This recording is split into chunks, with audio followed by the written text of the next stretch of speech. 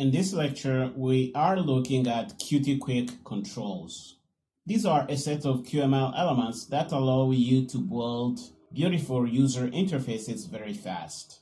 With Qt Quick controls, you are enabled to build user interfaces like this. If you look here, we have radio buttons, we have sliders, and we have a button here.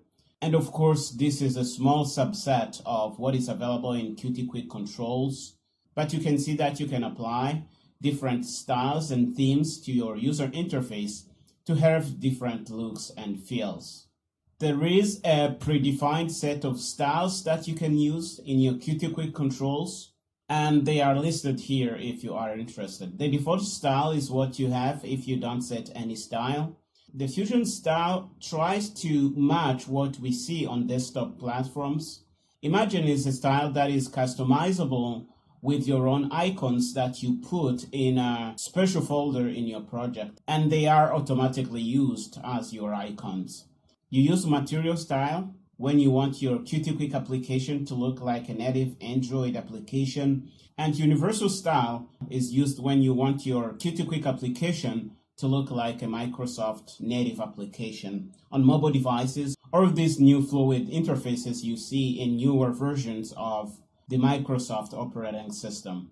There are two versions of Qt Quick controls you need to be aware of. Qt Quick Control 1 series were targeting desktop devices. They were used a long time ago and they are on their way of being deprecated. What you should use now is Qt Quick Control 2, which are more performant on mobile devices.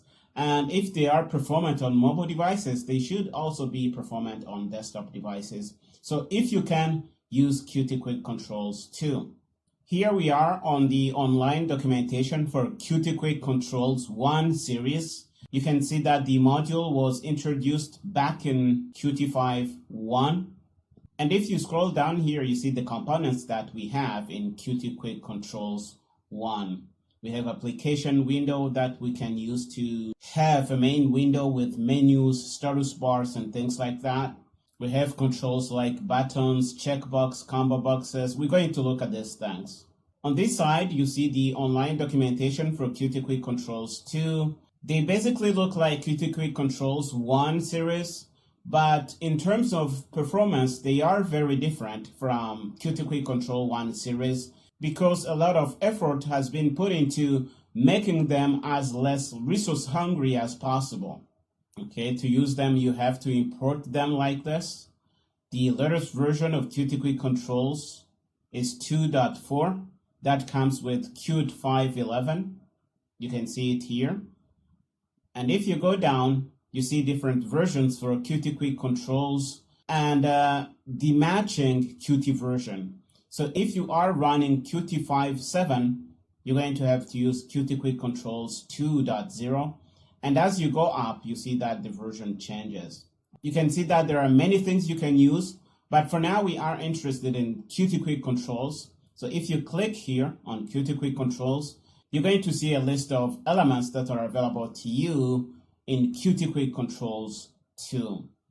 You can see that we basically have the same things we had in Qt Quick Controls 1, but they are very different in the way they look and in the amount of resources that they consume on the device where they run.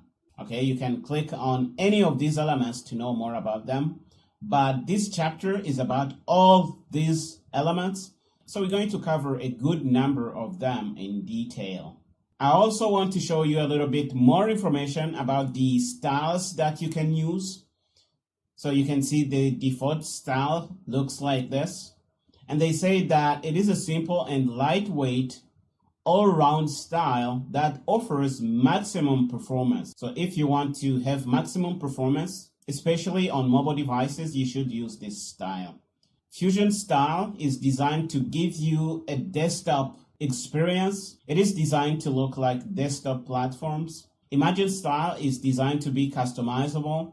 So you can define a folder in your project that contains your icons for your style, and they are going to be picked up automatically. And if you look here, they say It is based on image assets. The style comes with a default set of images which can easily be changed by providing a directory with images using a predefined naming convention.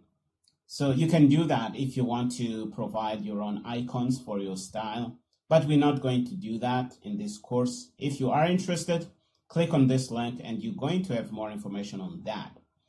Material style is for Android devices. And the key piece of information here is that it is resource hungry, this style. And it is the same as the universal style that targets Microsoft Universal Design Guidelines.